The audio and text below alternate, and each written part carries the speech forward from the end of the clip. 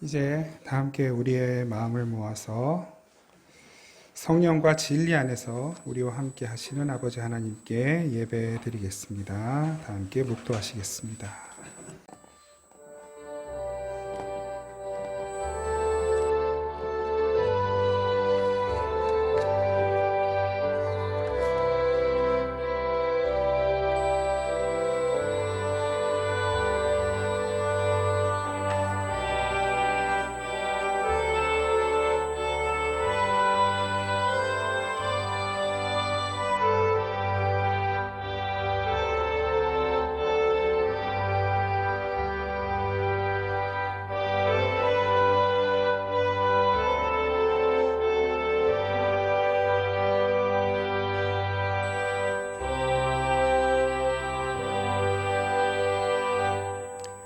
이스라엘아 들으라. 우리 하나님 여호와는 오직 유일한 여호와이시니 너는 마음을 다하고 뜻을 다하고 힘을 다하여 내 하나님 여호와를 사랑하라. 아멘.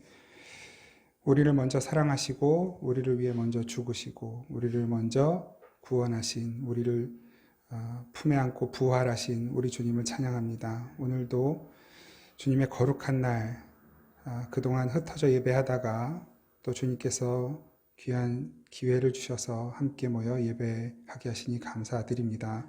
하나님, 우리가 모여도 흩어져도 하나님은 여전히 우리와 함께 계시고 역사하시고 일하시는 분이신 줄을 믿고 우리가 전심으로 예배할 수 있기를 간절히 원합니다. 이제 모이게 하셨사오니 모인 이 자리에서 우리가 주님만 바라보고 주님의 은혜를 구하고 주님께 기쁨으로 예배하는 이 시간이 되도록 성령께서 인도하여 주옵소서. 예수 그리스도 이름으로 기원하옵나이다. 아멘. 찬송가 41장 함께 부르시겠습니다. 41장 찬양 드리겠습니다.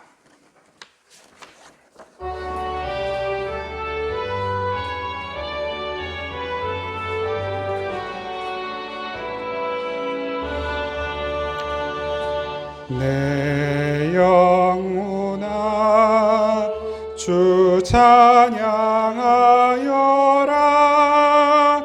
온 뜻과 정성을 다 모아서 사랑과 은혜 풍성하시니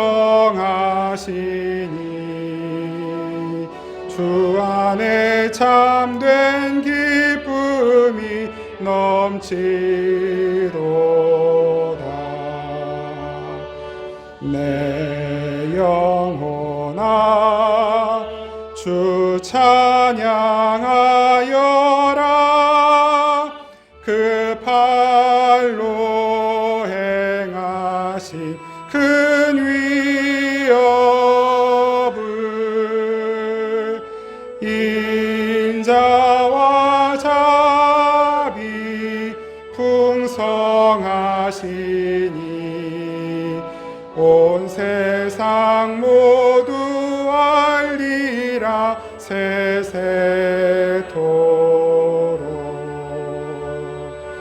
내 영혼아 주 찬양하여라.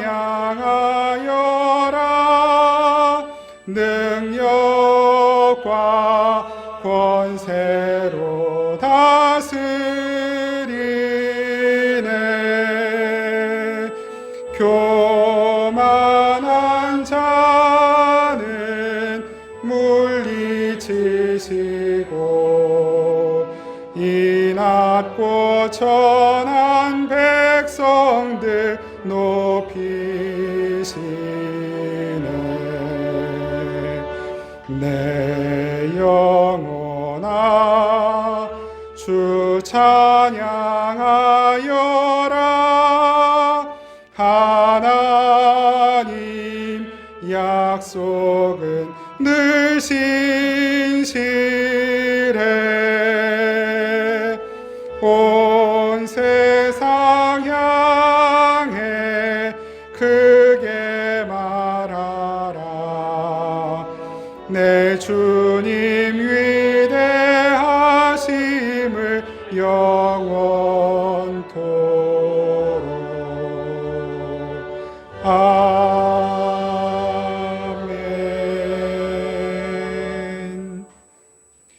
지난 한 주간 동안 하나님 앞에 지은 모든 죄의 허물들을 침묵 가운데 함께 고백하며 기도하겠습니다.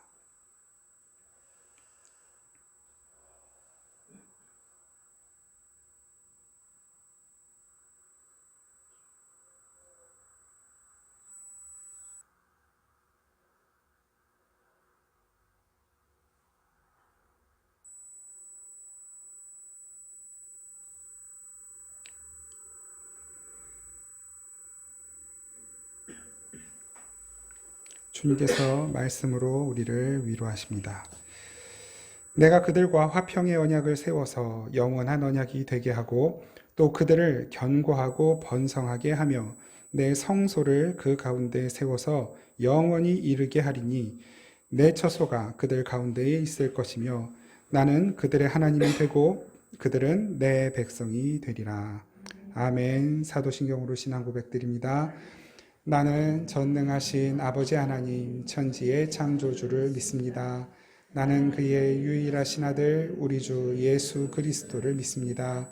그는 성령으로 잉태되어 동정녀 마리아에게서 나시고 본디오 빌라도에게 고난을 받아 십자가에 못 박혀 죽으시고 장사된 지 사흘 만에 죽은 자 가운데서 다시 살아나셨으며 하늘에 오르시어 전능하신 아버지 하나님 우편에 앉아 계시다가 거기로부터 살아있는 자와 죽은 자를 심판하러 오십니다.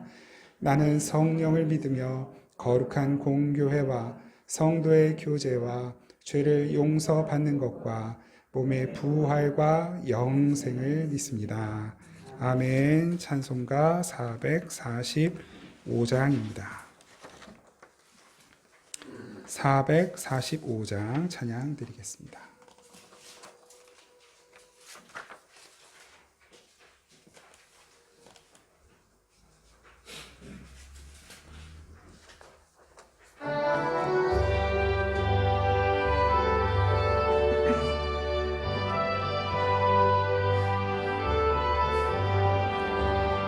대산을 넘어 험곡에 가도 빛 가운데로 걸어가면 주께서 항상 지키시기로 약속한 말씀 변치 않네. 하늘의 영광 나의 맘속에 차고도 넘쳐 할렐루야를 힘차게 불러 영원히 주를 찬양하리. 캄캄한 밤에 다닐지라도 주께서 나의 길 되시고 나에게 밝은 빛이 되시니 길 잃어버릴 염려 없네. 하늘의 영광 나의 맘속에 차고도 넘쳐 할렐루야를 힘차게 불러 영원히 주를 찬양하리.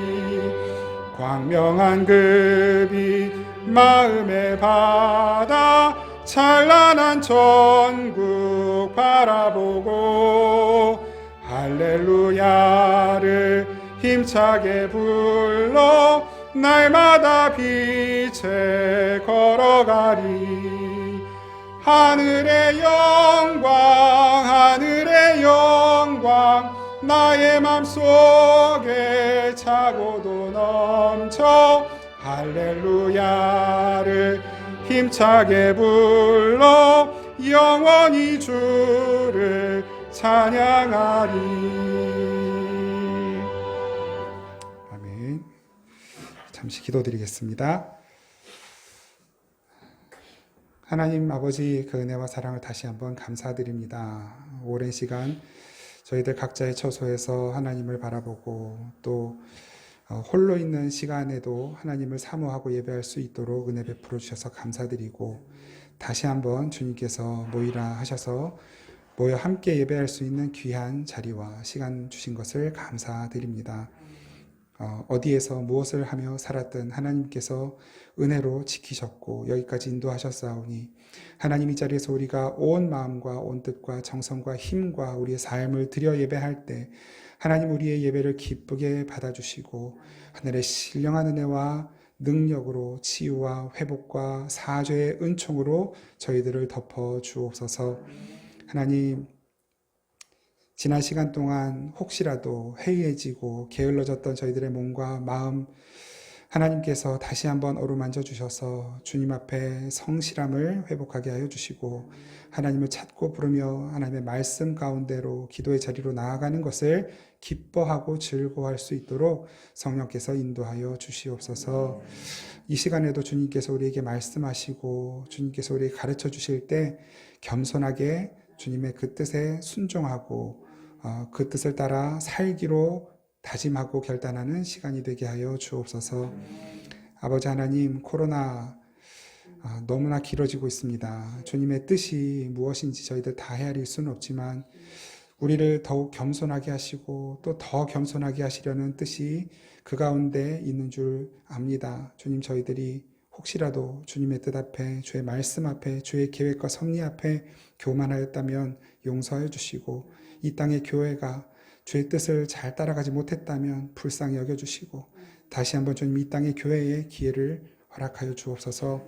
주님의 말씀 따라 사는 그 삶을 목숨처럼 지키며 사는 교회들로 다시 거듭나도록 은혜 베풀어 주옵소서. 우리가 추구하는 부흥은 많아지고 커지는 것이 아니라 그 한 사람의 온전한 변화, 주님의 뜻을 따라 순종하는 삶으로의 변화가 참된 부흥인 줄 믿사오니 주님, 저희들 먼저 주님 말씀 앞에서 변화되고 새로워지는 은혜가 그 부흥이 일어나도록 역사하여 주시옵소서. 오늘도 이 예배 마칠 때까지 성령 하나님께서 함께하여 주시고 지키실 것을 믿고 감사드리고 우리를 사랑하시는 예수 그리스도의 이름으로 기도드립니다. 아멘. 하나님 말씀 함께 나누겠습니다. 요한복음 16장 5절에서 15절까지 말씀입니다.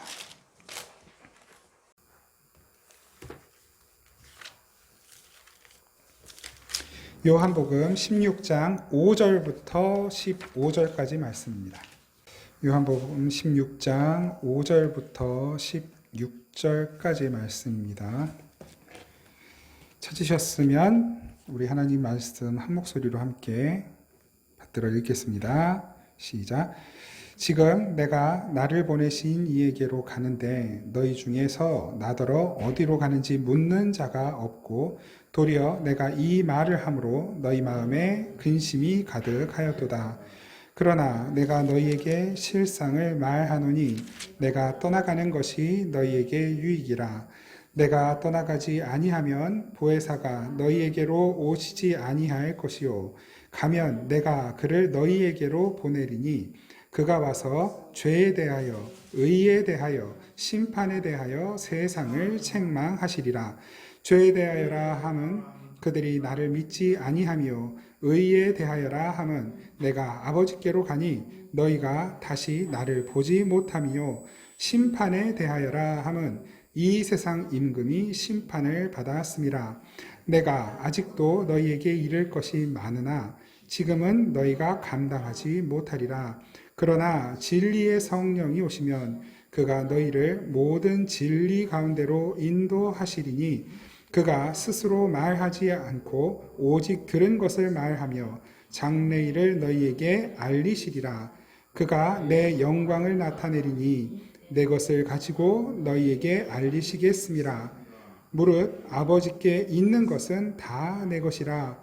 그러므로 내가 말하기를 그가 내 것을 가지고 너희에게 알리시리라 하였노라. 아멘. 하나님께서 오늘 주신 본문으로 이보다 더 좋을 순 없다 라는 제목으로 하나님 말씀을 나누겠습니다.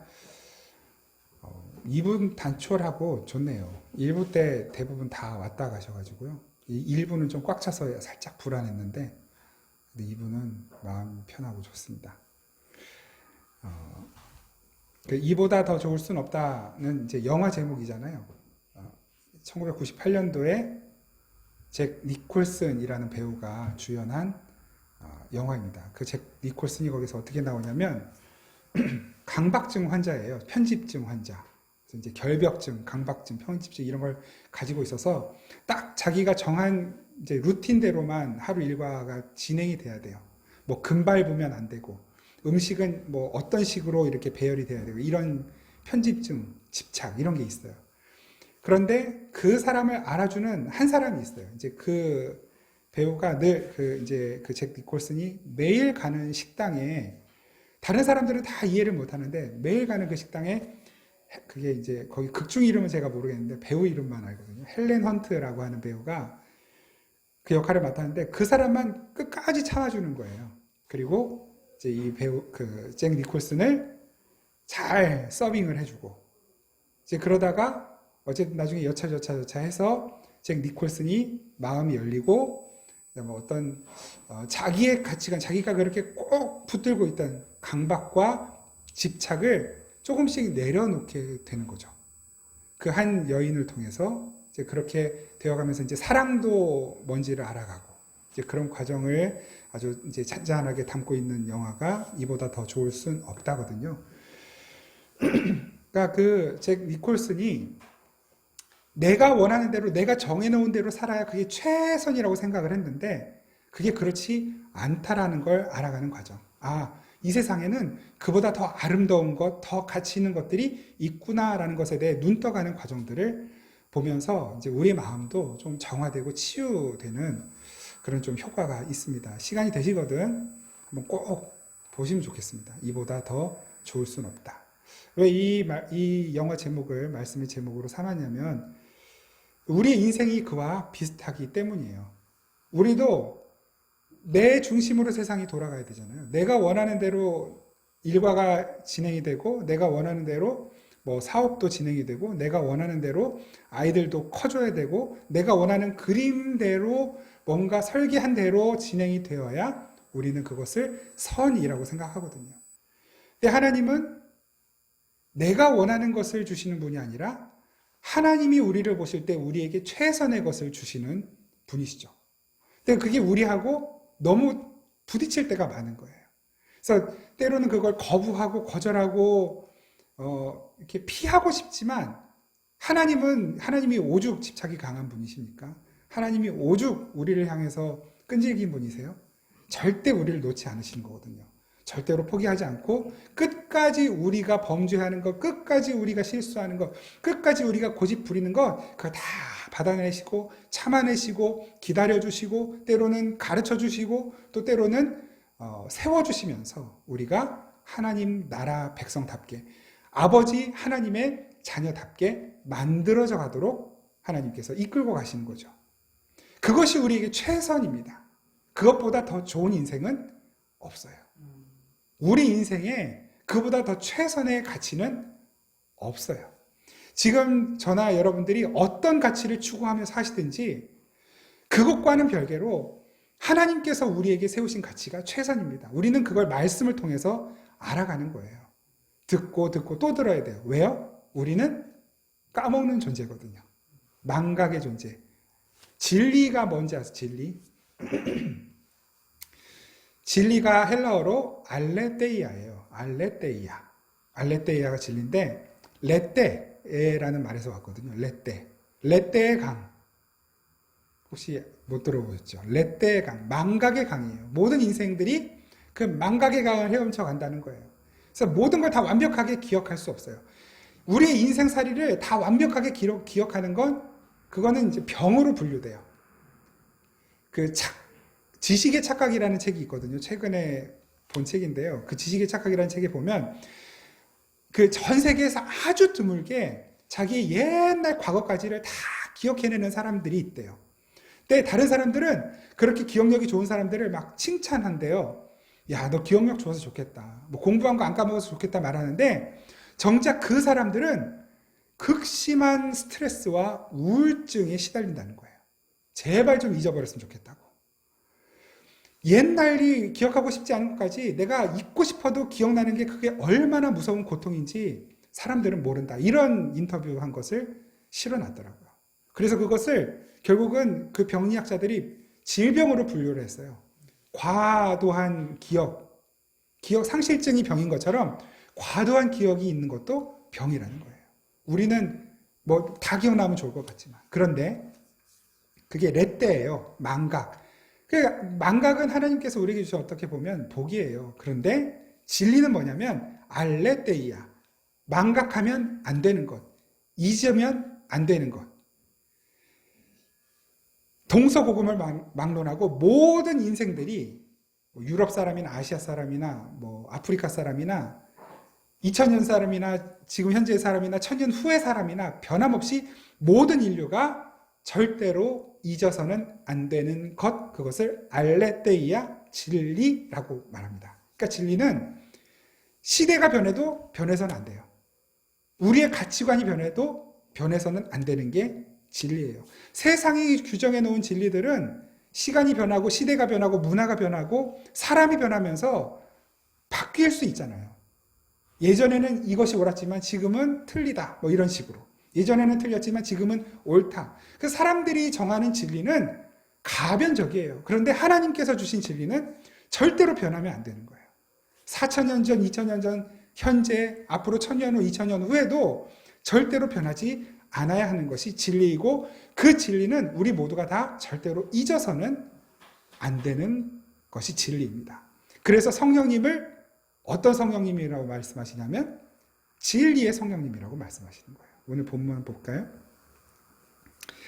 진리의 성령 13절, 그러나 진리의 성령이 오시면 그가 너희를 모든 진리 가운데로 인도하시리니 그가 스스로 말하지 않고 오직 들은 것을 말하며 장래일을 너희에게 알리시리라. 장래일을 알려준다는 것은 무슨 점쟁이들이 미래일을 점치듯이 그거 말하는 게 아닙니다. 우리 모든 인간의 궁극적인 마지막. 근데 말씀하셨잖아요, 계시록에. 우리가 어떤 신분이고 어떻게 결론 지어질지를 이미 다 말씀해 주셨잖아요. 근데 그걸 깨달으면 그게 우리에게 진리예요. 근데 그걸 받아들이지 않으면 아무것도 아닌 것이죠. 요한복음 14장부터 16장까지가 이제 예수님의 마지막 설교였어요. 고별 설교라고 말씀을 드렸었죠. 그러니까 뭐 고별 설교 하면은 고상한데 유언이에요, 말하자면. 예수님이 공생에 다 마무리하시고 십자가에 달리시기 전에 마지막 남겨주시는 말, 유언이에요. 그러니까 거기는 정말로 우리가 놓쳐서는 안 되는 것을 아주 엑기스로 농축해서 담고 있는 것이 고별설교의 내용이거든요. 그 내용은 다 내용이 뭡니까? 우리의 구원의 방편은 예수 그리스도라는 포도나무에 붙어 있는 것밖에 없다. 하나님께서 그 구원을 이루시는 것, 그것밖에는 방법이 없다라는 거잖아요. 그리고 그 진리 안에서 구원받은 우리들을 진리 밖에 있는 세상은 어떤 취급을 하냐면 미워할 것이다. 세상은 너희를 미워할 것이다 였어요. 그것이 우리가 지난주, 지지난주 살펴본 본문의 내용이었죠. 세상은 틀림없이 너희를 미워할 것이다. 그런데 세상이 너희를 미워하는 일이 생겼을 때 어떻게? 당황하지 말아라. 그건 원래 정해져 있는 것이니까 당황하지 말고 놀라지 말고 잘 견뎌라였어요. 근데 예수님이 떠나시겠다는 거예요. 그랬더니 제자들이 어떤 상태가 됩니까? 살짝 패닉이 오는 거죠. 세상은 우리를 미워할 거라고도 말씀하시고 예수님은 이제 떠나시겠다고 말씀하니까 제자들이 패닉이 오는 거예요. 멘붕이 오는 거예요, 소위. 이거 어떻게 해야 되나? 오늘 본문 5절, 6절 보면 그렇게 말씀하시죠, 예수님이. 6절, 도리어 내가 이 말을 함으로, 지금까지 했던 이 예수님의 말씀들을 했더니 제자들이 예수님의 말씀을 듣고 격려를 받고 힘을 얻고 위로를 받는 게 아니라 이 말을 듣고 예수님의 말씀을 듣고 어떻게 해요? 근심하게 되더라는 거예요. 근심하게 되더라. 여러분도 그러실 때 없나요? 실컷 설교들을 들었는데 아니면 성경을 읽었는데 뭐 마음이 후련해지고 시원해지고 막 평안이 찾아오는 게 아니라 근심이 생기는 거예요. 설교를 들었더니 뭔가 이래도 되나, 내가 이렇게 살아도 되나, 내가 진짜 구원받은 하나님 백성이 맞나, 이런 마음이 들고. 근데 그게 맞는 거예요. 왜 그런지는 차차 말씀을 드려볼게요. 제자들이 예수님의 말씀을 듣고 근심하기 시작해요. 그랬더니 예수님께서 위로의 말씀으로 주신다고 하는 그 말씀이 뭐냐면 이제 그 7절 이하의 말씀이죠. 이게 다 원래 정해져 있는 것이다. 너희들은 지금 내가 한 말로 근심하고 있는데 나는 너희를 떠나야 되고 내가 너희를 떠나는 것이 너희에게 유익한 일이다 라는 말씀을 하셔요. 왜요? 뭐 때문에 예수님이 떠나시는 게 유익하다라고 말씀을 하시는 걸까요? 예수님이 떠나셔야 진리의 성령님이 오신다는 거예요. 그 진리의 성령님이 오셔서 이제는 내가 너에게 할 말이 너무 많았는데 그거 못한 거 성령께서 다 깨닫게 하시고 가르쳐 주시고 이제는 너희들이 진리 가운데 살아가도록 성령님이 너희를 붙들고 가실 것이다. 예수님이 이 땅에 계실 때는 예수님이 제자들 다 막아줬잖아요. 제자들이 비난받는 자리에 예수님께서 대신 변론해 주시고 제자들이 돌 맞아야 될 자리에 예수님이 대신 가셔서 막아주시고 다 이렇게 제자들은 예수님이 보호하셔서 여기까지 왔단 말이에요. 그런데 이제 예수님께서 떠나시면 성령님께서 오셔서 예수님이 하신 그 말과 하셨던 그 일들을 그대로 가지고 새롭게 일을 행하시겠다는 거예요. 그게 오늘 본문 13절 이하로 나오는 거죠. 13절부터 15절까지 제가 다시 한번 읽겠습니다. 그러나 진리의 성령님이 오시면 그가 너희를 모든 진리 가운데로 인도하시리니 그가 스스로 말하지 않고 오직 들은 것을 말하며. 지금 제자들은 뭐 들었습니까? 예수님의 말씀 계속 들어왔잖아요. 그리고 구약의 성경을 알고 있잖아요. 그 안에서 다 이루어진다는 거예요. 오직 들은 것을 말하며 장래일을 너희에게 알리시리라. 장래일 뭐 모르는 게 있나요? 다 이미 알고 있는 거예요. 그게 무슨 말인지 무슨 뜻인지를 깨닫게 하시겠다는 거예요. 저나 여러분들이나 우리가 천국 갈 걸 믿고 있어요. 천국 간다는 건 믿어요. 그런데 도대체 그 천국을 왜 가야 되는지, 어떻게 하면 가는 것인지에 대해서 사실은 정확하게 물어보면 자신 있게, 정확하게 알면서도 자신 있게 말하는 사람들이 별로 없고, 또는 정확하게 모르는데도 마치 다 알고 있는 것처럼 말하는 사람들이 있죠. 성경을 엉뚱하게 아는데도 마치 자기가 말하는 것이 진리인 것처럼 말하는 사람들이 있는가 하면 정확한 진리를 알고 있지만 그게 너무 쉽고 단순해서 그걸 또 자신 있게 말 못하는 사람들도 있는 거예요. 그리고 막 이렇게 화려하게 또 현학적으로 이렇게 말하는 사람들한테 끌려가지고 성경을 엉뚱하게 해석하면 그게 정말 그런가? 라고 이렇게 넘어가는 그런 사람들이 많은 것이죠. 진리는 명확하고 단순합니다. 아까 말씀드린 것처럼 알레데이야 누구나 다 보편적으로 알 수 있는 거예요. 그리고 알아야 되는 것이고 잊어서는 안 되는 거예요. 그런데 문제는 뭐냐면 이것이 진리구나, 너무 쉽고 간단한데 이것이 진리구나라고 믿고 깨닫고 인정하는 사람은 별로 없어요. 별로 없어요. 그게 뭐냐면 그게 세상인 거예요. 세상. 이 세상은 세상이 규정해 놓은 진리를 가지고 가치를 말하거든요. 그런데 하나님은 하나님께서 말씀하시는 것만 진리예요. 근데 세상은 그걸 받아들이지를 못하는 거예요. 왜 그러냐면 세상이 죄 가운데 있고 의에 대하여 치명적인 약점을 가지고 있고 심판에 대하여, 그 심판이 뭐냐면 판결하는 거잖아요. 무엇이 옳고 무엇이 그런 것이냐, 무엇이 선이고 무엇이 악한 것이냐, 그 판결하는 데 있어서 세상은 아주 치명적인 약점을 가지고 있어요. 그게 뭐냐면 인간은 다 뭡니까? 인간은 다 죄인이잖아요. 죄인인 인간이 선과 악을 규정을 해요. 죄인인 인간이 무엇이 도덕이고 무엇이 비도덕이다. 죄인인 인간들이 규정을 해놓고 죄인인 인간이 판결을 내리는 거예요. 그것처럼 앞뒤 안 맞는 말이 없잖아요. 근데 세상은 그걸 몰라요. 절대로 인정 안 해요. 우리가 죄인이다라는 거 인정 안 해요. 죄가 뭔가요? 죄. 헬라어로 하마르티아. 성경에 말씀하시는 죄는 하마르티아, 규정에서 어긋나는 것, 관역에서 벗어나는 것. 들어보셨나요? 들어봤죠? 하마르티아, 관역에서 벗어나는 것, 엇나가는 것. 근데 이게 뭐 활을 쏘든 총을 쏘든 관역이 있으면 그걸 잘 맞추려고 하는데 잘 안 맞는 거. 그럼 뭐 어떡하겠어요? 실력이 안 돼서 그런 거. 손이 떨린다든지 눈이 나쁘다든지. 그런 게 죄일까요? 관역에서 벗어나는 게 죄가 맞아요. 그런데 그건 내가 잘 맞추고 싶은데 못 맞추는 게 죄가 아니고 관역이 이렇게 있어요. 관역이 여러 개가 있는데 내가 맞춰야 되는 관역이 있어요. 이제 군대 가서 총 쏴보신 분들은 알지만 그 사격 훈련할 때 그걸 사로라고 그러잖아요. 사격하는 길 사로가 뭐 1사로부터 15사로까지 있다 그러면 관역이 15개가 있는 거예요. 쫙 15개가 있고 한 명씩 그 사로에 들어가서 사수가 이제 총알을 뭐 3발을 받든 15발을 받든 받아가지고 총을 쏴요. 어디다 쏴야 되냐면 자기 관역에다 쏴야 돼요. 그런데 사격 훈련을 하다 보면 꼭 그런 사람들이 한 사람씩 나와요. 뭐냐면 열심히 쐈는데 내 관역에 총알 표시가 없어요. 어디가 있냐면 옆에 가서 있는 거예요. 3발씩 다 쐈는데 옆에 가서 6발이 박혀 있는 거예요. 내가 엉뚱한 관역을 내 관역인 줄 알고 정확하게 쏜 거죠. 그건 정확하게 쏜 거예요. 관역에 들어가 맞은 거예요. 근데 그걸 죄라고 하는 거예요. 하나님께서 주신 관역이 있어요. 너희들은 여기에 맞춰야 돼. 그런데 세상은 그 관역을 배격하는 거예요. 배제하는 거예요. 그리고 자기들이 만들어 놓은 관역, 자기들이 만들어 놓은 자기들로 만들어 놓은 윤리, 도덕, 규범이라는 관역을 세워놓고 열심히 그걸 갖다 맞춰요. 10점 다 계속 맞춰요.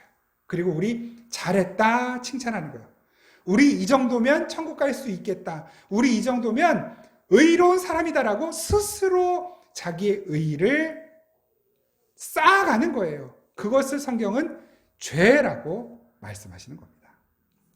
본문 9절 보세요.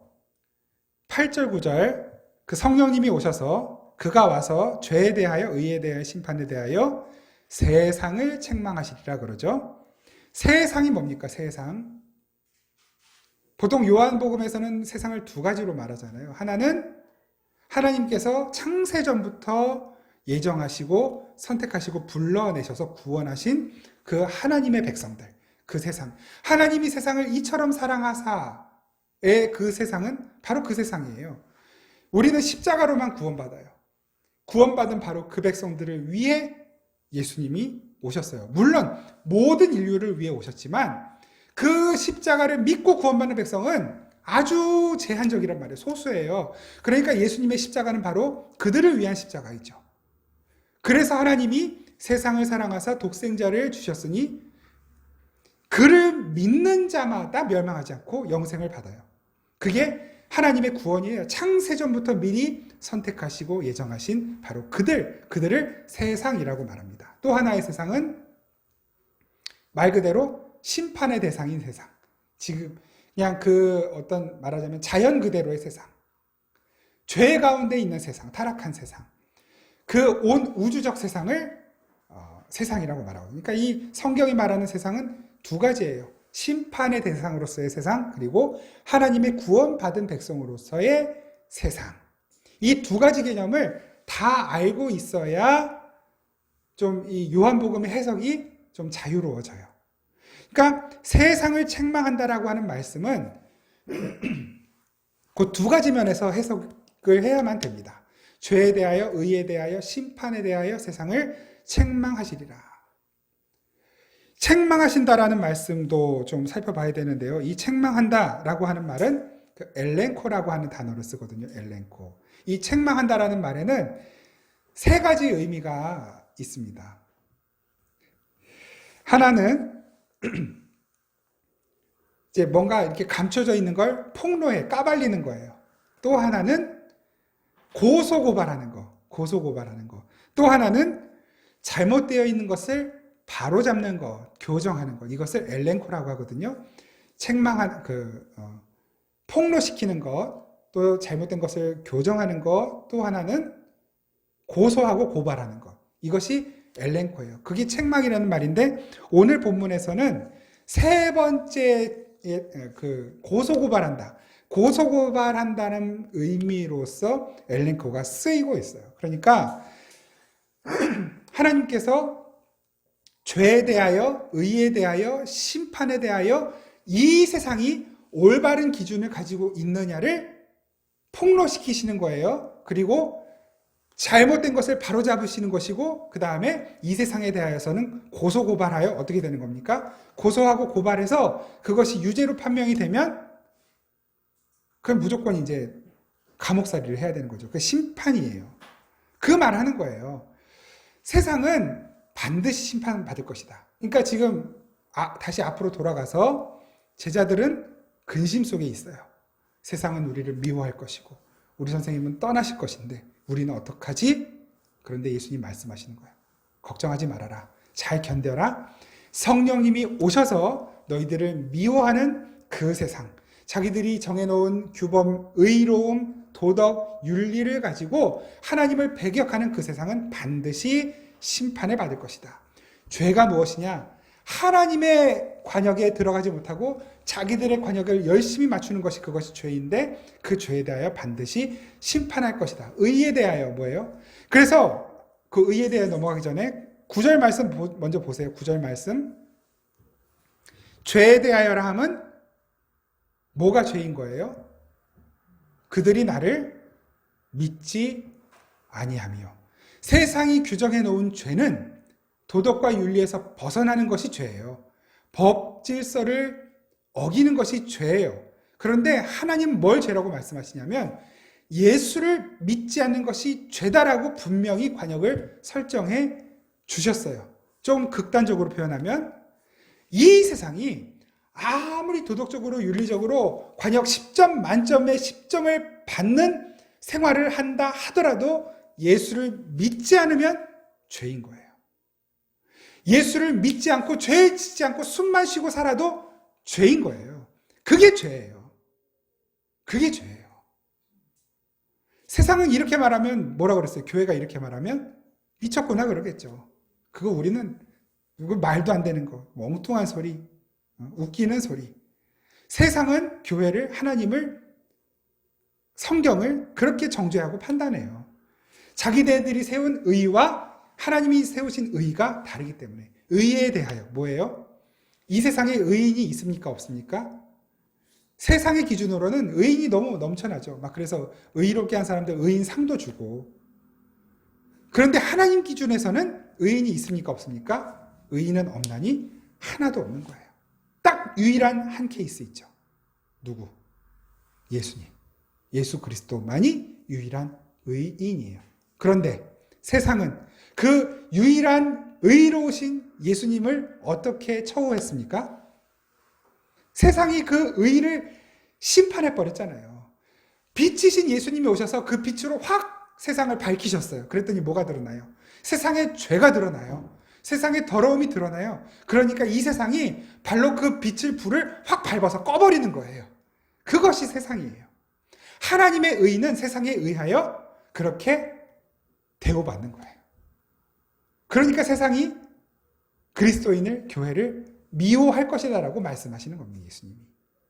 그게 의에 대하여 심판하는 거예요. 그 다음 심판에 대하여 책망하신다.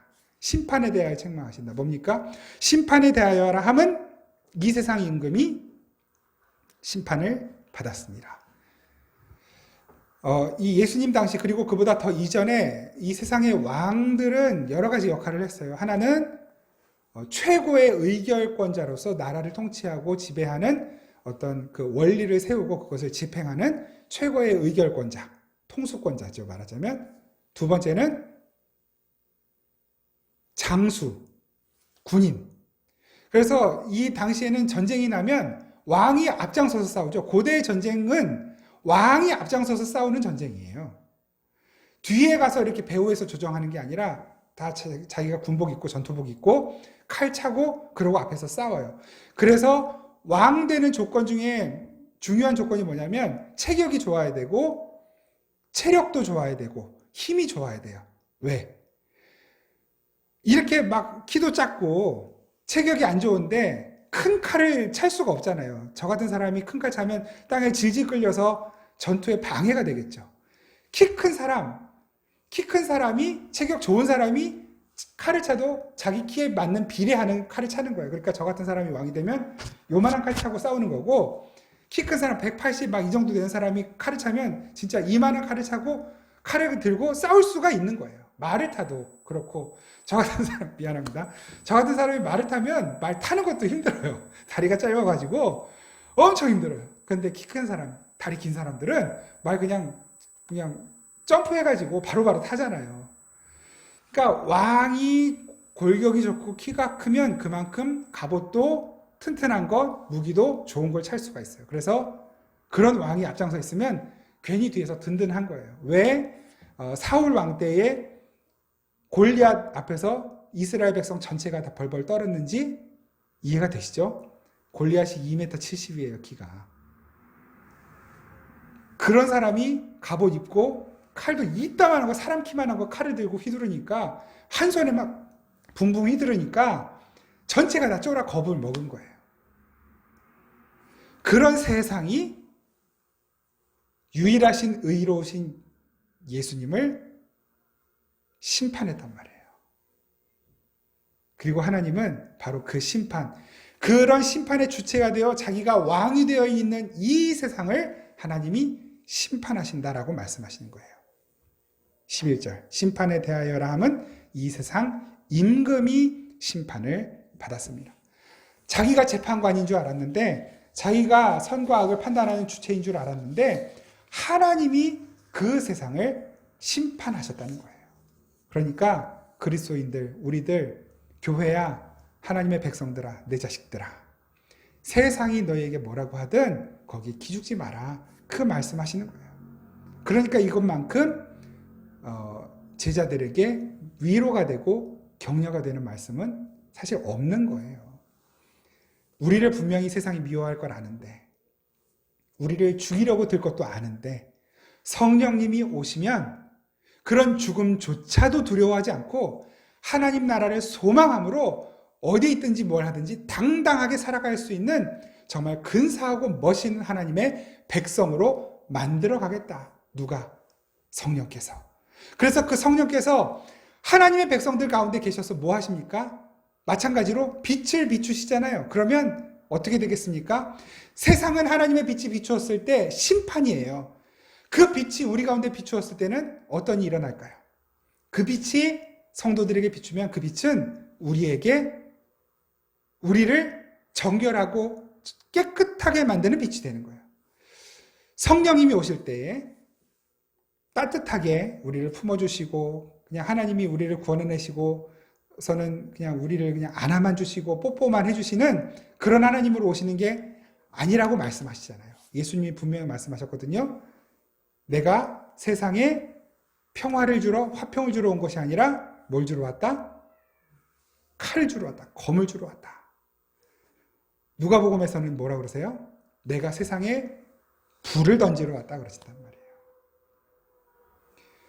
성령님이 우리에게 오시면 똑같아요. 이 세상은 그 불과 검에 망해요. 심판을 받아요. 그런데 그 불과 검이 우리에게 임할 때는 어떻게 될까요? 우리 안에 이렇게 잘못 도단한 것들, 우리에게 있어서는 안 되는 것들을 잘라내고 도려내는 검으로, 수술 칼로, 그래서 우리를 깨끗하게 고치는 칼로 임하는 것이죠. 불은 우리 안에 있어서는 안 되는 죄를 태우는 불로 임하게 돼요. 성령의 불이에요, 그게. 그래서 성령이 충만하게 우리 안에 임하시게 되면 죄가 미워지게 되어 있어요. 세상에 가치 있게 여기던 것들이 나에게서 멀어지게 되어 있어요. 그걸 필요 없다 버리는 것이 아니라 내 가치 기준이 달라진단 말이에요. 성령께서 임하시기 전에 가지고 있던 나의 가치 기준, 나의 가치관, 나의 삶의 목적이 성령님이 임하시고 나니까 바뀌어지는 것입니다. 하나님의 기준, 하나님의 가치관으로. 그러니까 이전에 세상의 기준으로 살아가던 나의 가치관들이 하나씩 도려내져요. 내가 이렇게 가치 있게 여기던 것. 돈이 쌓이는 게 내 가치였어요. 그런데 하나님은 그 가치를 잘라내시는 거예요. 뭐 돈을 어디 몽땅 잊어버리게 만드신다는 말이 아니라 그걸 가치로 여기고 있던 내 가치관을 도려내시는 거예요. 그건 아파요. 내가 목숨처럼 지키고 있던 나의 인간 관계들, 가족 관계, 뭐 자녀가 잘 자라는 게 내 뜻대로 자라주는 게 내 인생의 최고의 가치였는데 그런 가치관들을 잘라내시는 거예요. 그럼 어떻게 하겠다는 거예요? 그 너의 자녀는 너의 자녀가 아니라 내 자녀라는 거예요. 하나님의 자녀. 하나님 책임지시겠다는 거예요. 하나님이 붙들고 갈 테니까 너는 네 자녀에 대한 집착과 욕심을 내려놓으라는 거예요. 너는 그저 하나님의 뜻에 바르게 살아가는 모습으로 본이 되어주면 된다는 거죠. 말씀을 가르치라는 거예요. 세상의 가치관을 가르치는 것이 아니라 하나님의 가치관을 가르치라는 거예요. 그러나 하나님이 그 인생을 하나님 책임지시겠다는 거예요. 근데 우리는 그 집착, 저도 그렇지만 잘 못 놔요. 그 집착을 놔야 되는 순간이 오면 그래서 너무너무 아프고 힘든 거예요. 돈에 대한 집착과 가치관을 우리 잘 못 놔요. 그걸 놔야 되는 순간이 오면 그래서 불에 데이는 것처럼 아프고 칼로 베이는 것처럼 고통스러운 것입니다. 하나님은 그런 거 끊어내시겠다는 거예요. 그런 것 때문에 집착하고 그런 것 때문에 애달파하는 그런 우리의 마음을 하나님이 끊어내시겠다는 거예요. 그러니까 그게 얼마나 아프겠어요. 우리는 그렇게 성령께서 우리 안에 오시면 그런 우리가 가지고 있던 집착, 우리가 가지고 있던 가치관, 우리가 가지고 있던 어떤 욕심들, 소유욕 이런 것들을 하나 끊어내셔요. 그때마다 괴롭고 고통스럽고 아프기 때문에 성도로 살아가는 저와 여러분들의 삶이 고민거리가 많은 거예요. 고민할 일들도 많고 괴로운 일들도 많은 것입니다. 그리스도인의 신앙생활이라는 것은 그렇게 고민거리들이 하나씩 아픈 순간들이 지나가면서 원래 자리를 찾아가는 그 즐거움을 경험하는 거예요. 그런 고민거리들이 성령 안에 들어가서 이제는 다른 소망으로 바뀌는 거거든요. 내 자식이 서울대 들어가는 것이 나의 소망이었는데 그런 내 자식에 대한 집착이 끊어지고 하나님이 책임져 주신 것을 믿는 믿음으로 그 소망이 천국의 소망으로 바뀌어져 가면 고민거리고 근심거리고 아픔이던 것이 감사로 기쁨으로 바뀌어져 가요. 그게 하나 돈에 대한 집착이 이제는 이 돈에 대한 가치관이 바뀌는 거거든요. 헌금은 뭐라고 생각하세요? 이전에는 돈이 모이는 것이 즐거움이었던 사람이 헌금하는 건 이유가 다른 거 없어요. 요거라도 헌금 하나님 앞에 해놔야 하나님이 이걸 받고 내 돈을 안 가져가지. 아니면 요거 받으시고 하나님이 조금 더 보태서 나에게 돌려주시지. 그게 헌금하는 이유였어요. 그런데 돈에 대한 집착이 끊어지면 뭐냐면 그건 그냥 하나님 앞에 버리는 거예요. 하나님 앞에 버리는 거예요. 그러니까 헌금하실 때 엉뚱한 생각 가지고 하지 마시고 하나님 앞에 버릴 수 있는 만큼만 하세요. 나는 1,000원 정도는 버릴 수 있어. 그럼 1,000원만 하세요. 나는 1억 버릴 수 있어. 그러면 1억 하세요. 그때. 나는 10원도 못 버려. 그러면 헌금하지 마세요. 그게 헌금 아니에요. 하나님 무슨 은행입니까? 주식회사예요? 투자하게? 하나님은 투자처가 아닙니다. 우리의 가치관이 버려지는 걸 경험하는 것이 헌금의 순간이고 우리의 시간과 우리 인생의 가치관이 버려지는 걸 경험하는 것이 예배이고 우리의 자녀들에 대한 집착과 가치관이 버려지는 것을 경험하는 것이 이 자녀들로 하여금 하나님 앞에 나아가도록 권면하고 격려하고 하나님의 말씀을 가르치고 함께 기도해주고 함께 예배하는 그 순간이 바로 그 시간인 거예요. 근데 우리 사실 저도 그렇지만 잘 못하죠. 어려워요. 쉽지 않습니다. 그래서 우리 신앙생활이 괴로운 거예요. 근데 이 괴로움이 조금씩 성령님에 의하여 말씀과 기도 안에서 바뀌어요. 무엇으로? 소망으로 바뀌어요. 소망으로. 그러면 그 소망이 있기 때문에 소망은 뭡니까? 진짜 있는 거. 그게 이제 곧 내 것이 될 거라는 걸 기대하는 게 소망이잖아요. 희망은 뭐예요? 있을지도 모르고 없을지도 모르고 그게 내 것이 될 수도 있고 안 될 수도 있는데 됐으면 좋겠다고 기대를 걸어보는 게 그게 희망이죠. 로또 1등. 아니 될 수도 있죠. 그런데 안 된단 말이에요. 그런데도 될 거라고 희망을 갖는 것. 그걸 뭐라 그래요? 희망 고문이라고 그러잖아요. 안 되는 줄 뻔히 아는데도 기대를 걸어보는 것. 도박하는 사람들이 왜 도박 중독에 빠집니까? 그 희망 고문에서 못 벗어나오는 거예요. 희망이 그대로 고문하고 있기 때문이에요. 술 중독, 담배 중독에서 왜 못 빠져나옵니까? 게임 중독에서 왜 못 빠져나와요? 그 희망이, 엉뚱한 희망이 그들을 고문하고 있는 거예요. 그래서 못 빠져나오는 거예요. 그게 천국 소망으로 바뀌기 전에는 절대로 어떤 중독도, 어떤 이 세상에 대한 집착도, 어떤 우리의 강박도 절대로 바뀌지 않습니다. 성령님은 오셔서 그걸 고쳐내시겠다는 거예요. 바꾸시겠다는 것입니다. 이 세상에서 저와 여러분들의 삶은 말하자면 하나님이 그 영원한 하나님 나라, 진짜 내 본토 본향으로 가기 위해 이 땅에서 잠시 경험하게 하시는 어떤 순간들이에요. 역할을 부여받고 남자라는 역할, 목사라는 역할, 또 개척을 잠깐 경험해 보는 거예요. 개척하다가 교회하다가 망할 수 있어요, 없어요? 얼마든지 망할 수 있어요. 근데 저는 여러 차례 말씀드렸지만 우리가 왜 개척했습니까? 잘 이렇게 막 사람들 많이 모여서 점점 더 커지는 교회로 가려고 개척한 거 아니에요.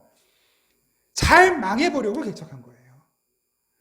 이 세상에 어떤 교회들이 악착같이 살아남으려고 자기의 힘으로 돈 쏟아붓고 막 인간적인 여러 가지 방법들 동원해서 살아남으려고 했을 때 우리는 하나님이 가게 하시는 만큼 가보자. 하나님이 주시는 만큼 그걸 가지고 나누어 보고 하나님이 있게 하시는 그 자리에서 있어 보자. 그것이 광명이 됐든 서울이 됐든 아니면 전라도 제주도 됐든 물론 거기에 우리의 생각들이 가입은 되겠지만 하나님이 열어주셔야 그것도 가는 거고 못 가게 되고 그런 거니까요.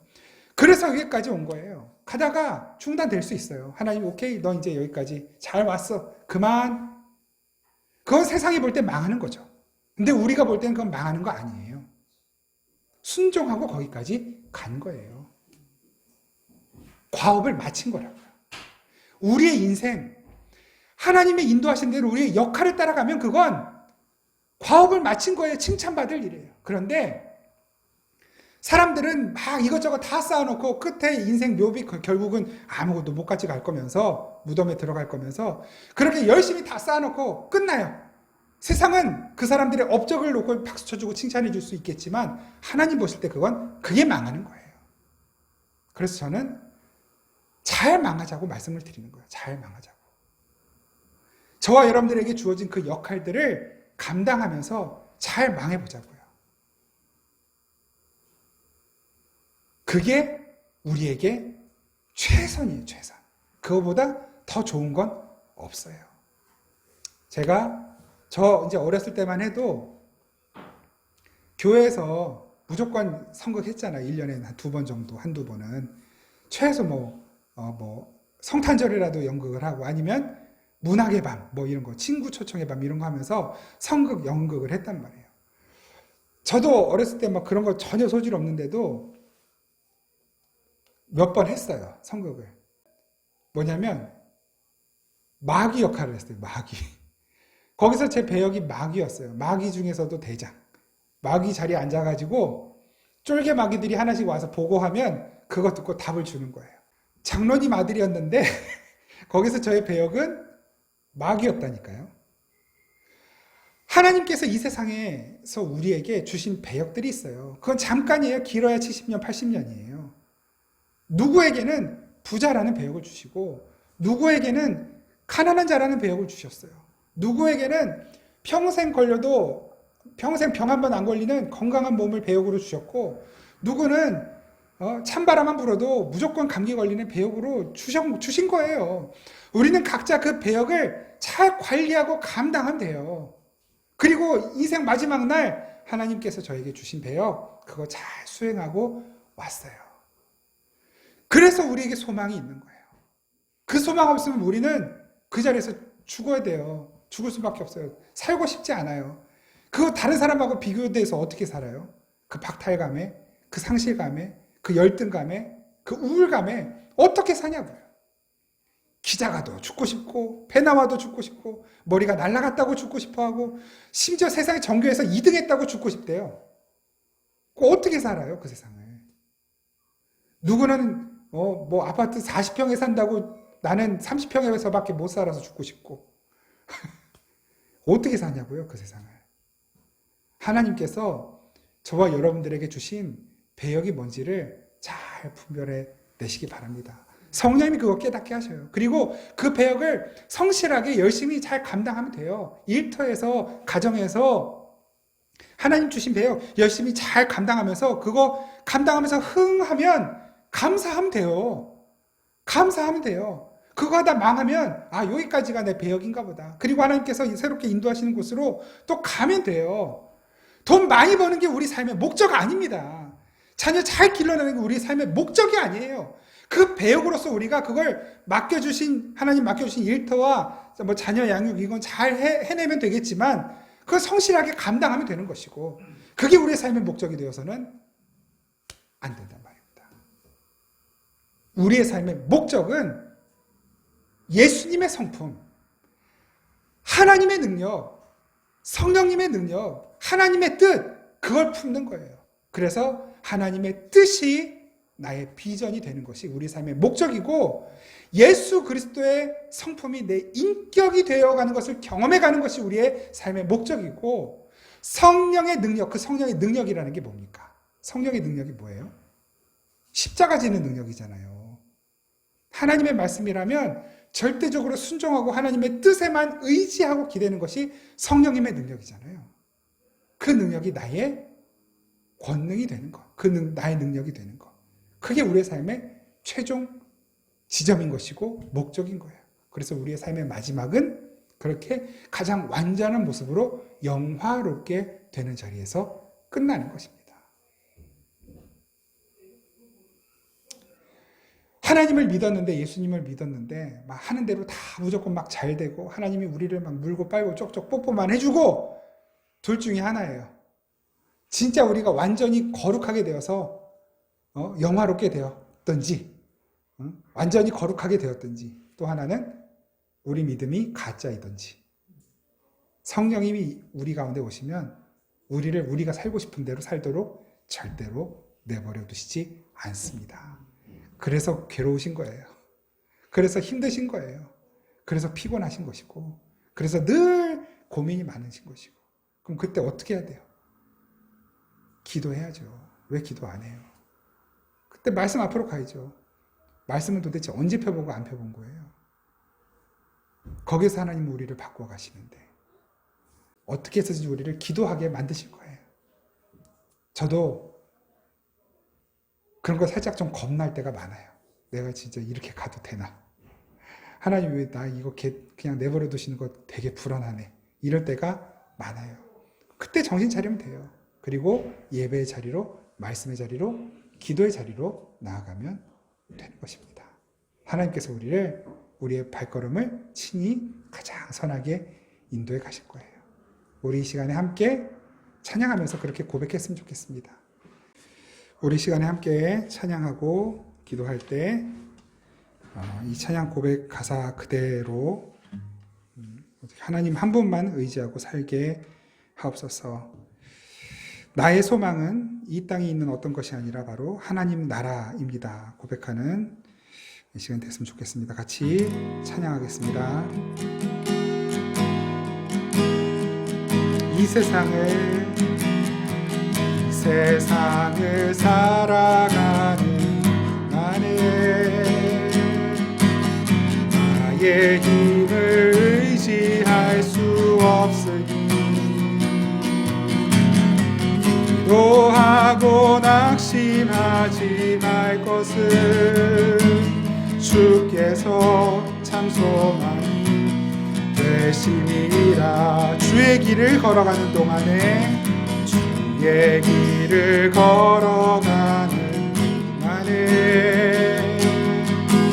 세상의 것 의지할 수 없으니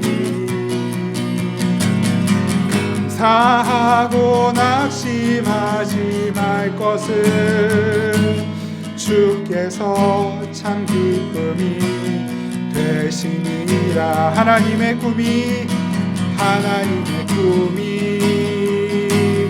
나의 비전이 되고 예수님의 성품이 나의 인격이 되고 성령님의 권능이 나의 능력이 되길 원하고 바라고 기도합니다. 하나님의 꿈이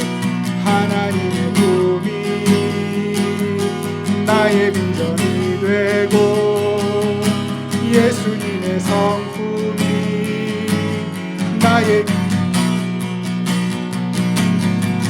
성령님의 권능이 나의 능력이 되길 원하고 바라고 기도합니다. 원하고 바라고 기도합니다. 우리 시간에 잠시 한번 같이 기도하겠습니다. 하나님의 뜻이 나의 비전이 되게 해주십시오. 예수님의 성품이 나의 인격이 되게 해주십시오. 성령님의 그 권능이 나의 능력이 되게 하여 주십시오. 우리 시간 함께 기도하겠습니다. 아버지 하나님 감사합니다. 하나님의 사랑과 은혜가 주시고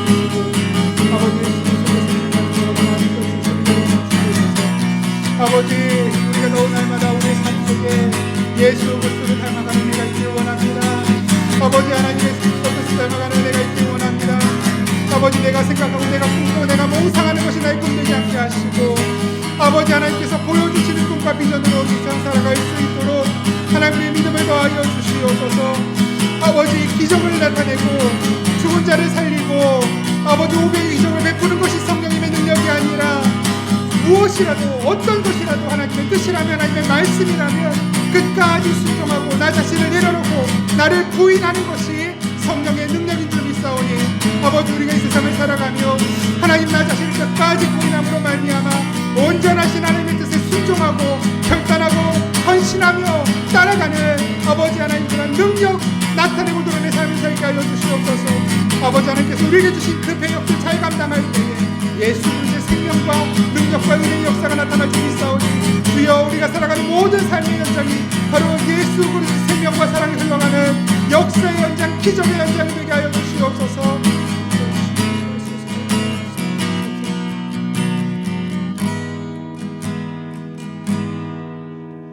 하나님의 은혜와 사랑을 감사드립니다.